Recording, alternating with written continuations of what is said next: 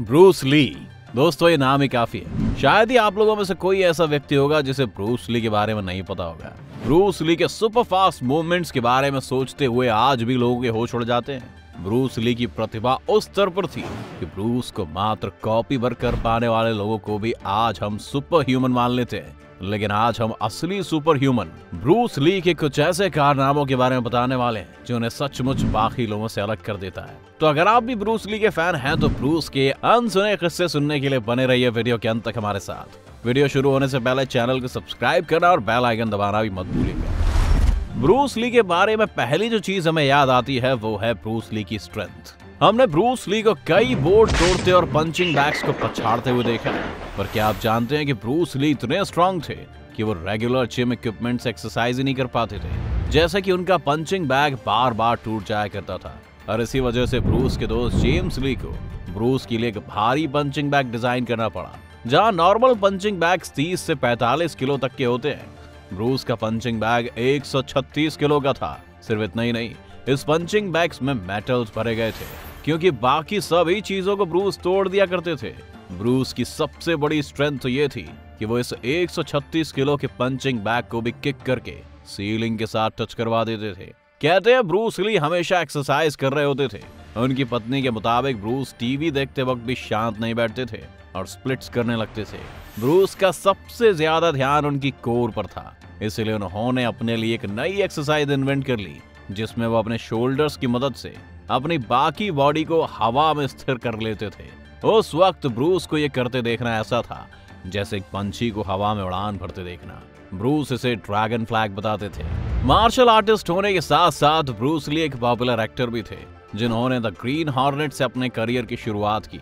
इस सीरीज के डायरेक्टर एक सेट का वाकया बताते हुए कहते हैं कि जब वो ब्रूस के फाइट सीक्वेंस की फुटेज देख रहे थे तो उन्होंने पाया कि स्क्रीन पर ब्रूस इतना तेज मूव कर रहे थे कि ऐसा लगने लगा कि ब्रूस हिल ही नहीं रहे हैं और लोग अपने आप गिर जा रहे हैं। इसके बाद डायरेक्टर्स ने इस सीन को दोबारा शूट किया और ब्रूस को धीरे धीरे मूव करने के लिए कहा। ब्रूस ने पूरी कोशिश की और जब इस बार फुटेज आई तो ब्रूस की मूवमेंट स्लो होने के बाद भी इतनी तेज थी कि अब वो ब्लर होकर आ रही थी।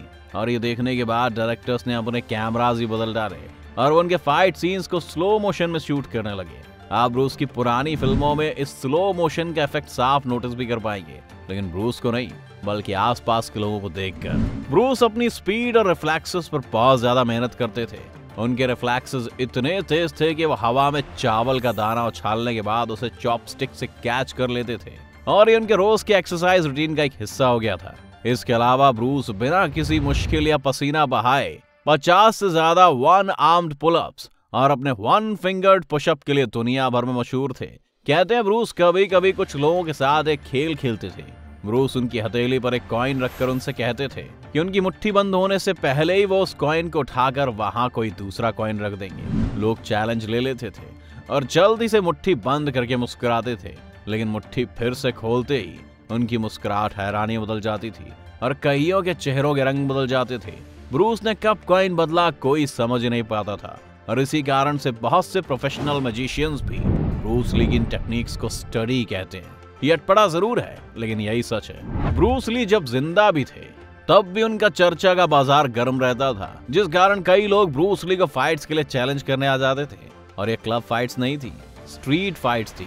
ब्रूस ज्यादातर मुस्कुराकर इन फाइट्स को अवॉइड कर देते थे, लेकिन अपनी जिंदगी में उन्होंने 3 स्ट्रीट फाइट्स को एक्सेप्ट भी किया था, और इन तीनों ही फाइट्स में उनके ओपोनेंट्स उन्हें टच भी नहीं कर पाए थे।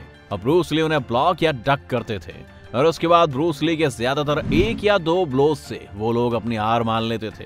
ब्रूस ली अपनी जिंदगी में सिर्फ 1 फाइट हारे हैं, और वो भी तब जब वो हांगकांग में रहा करते थे और उन्हें गली में कुछ बच्चों ने घेर लिया था। उस दिन उन लोगों ने ब्रूस को काफी मारा, और उसके बाद ही ब्रूस ली ने मार्शल आर्टिस्ट की ट्रेनिंग लेने का फैसला किया। कहते हैं द कराटे किड फिल्म का कुछ ऐसा एक सीन ब्रूस की जिंदगी की एक घटना से प्रेरित है। ब्रूस एक ट्रेडिशनल मार्शल आर्टिस्ट नहीं थे।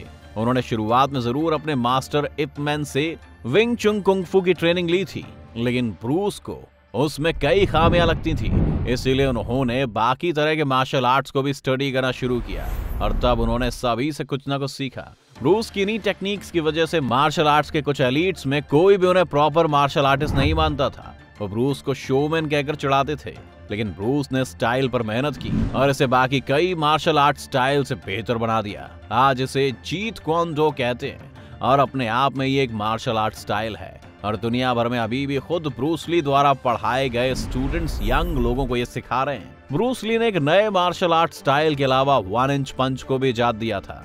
एक नॉर्मल पंच के लिए आपको अपना हाथ पीछे से लाना होता है। जितना पीछे से हाथ आएगा उतना ही ज्यादा फोर्स जनरेट होगा, लेकिन ब्रूस की खासियत ये थी कि वो एक इंसान से इंच की दूरी से भी इतना तेज उसे पंच कर पाते थे कि वो कई यार्ड दूर जाकर गिरता था। इसकी कई फुटेजेस आपको पॉपुलर सोशल मीडिया प्लेटफॉर्म्स पर दिखती होंगी। ब्रूस को कभी कभी खुद अपनी ताकत का अंदाजा नहीं रहता था।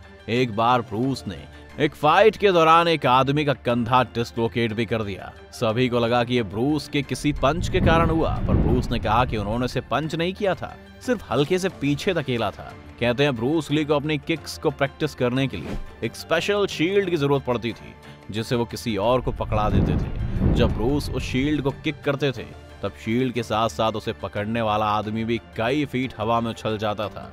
इस सब के अलावा ब्रूस एक काफी इंटेलिजेंट इंसान थे, जिन्होंने अमेरिका में आकर अपना करियर बनाया। साथ ही उनका जीट क्वन दो सिर्फ एक मार्शल आर्ट स्टाइल ना होकर एक फिलॉसफी भी था, जिसे ब्रूस खुद अपने इंटरव्यूज में समझाते दिखते थे। और जिन लोगों को लगता है कि ब्रूस सिर्फ पढ़ते या एक्सरसाइज ही करते थे और उन्हें मजा करना नहीं आता था, तो उनके लिए बता दें कि ब्रूस एक बहुत अच्छे डांसर भी थे। वो हांगकांग में विंग चुन के साथ चाचा नाम का डांस भी सीख रहे थे। ब्रूस ली ने हांगकांग में रहते हुए एक चाचा कंपटीशन में हिस्सा भी लिया और वो 1958 के हांगकांग चाचा चैंपियन भी रहे। अमेरिका आने के बाद भी ब्रूस ने शुरुआती दौर में पैसा कमाने के लिए लोगों को चाचा की ही क्लासेस दी थी, मार्शल आर्ट्स की नहीं। तो इतना सब जानने के बाद क्या आपको लगता है कि हाँ ब्रूस ली सुपरमैन थे? हमें कमेंट्स में जरूर बताइए। साथ ही ये भी लिखिएगा कि आपने ब्रूस ली के बारे में पहली बार कब सुना था। अगर आपको ये वीडियो पसंद आया हो तो वीडियो को लाइक करें और चैनल को सब्सक्राइब करना ना भूलें।